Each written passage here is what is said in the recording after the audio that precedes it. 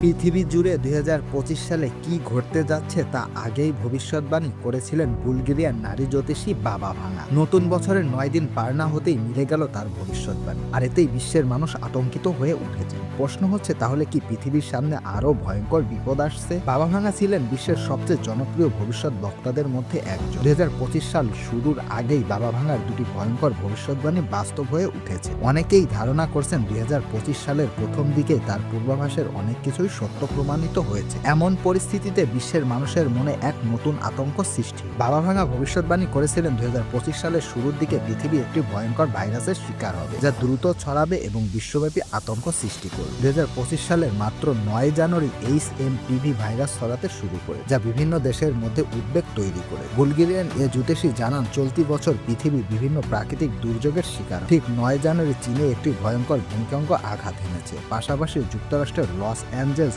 ও California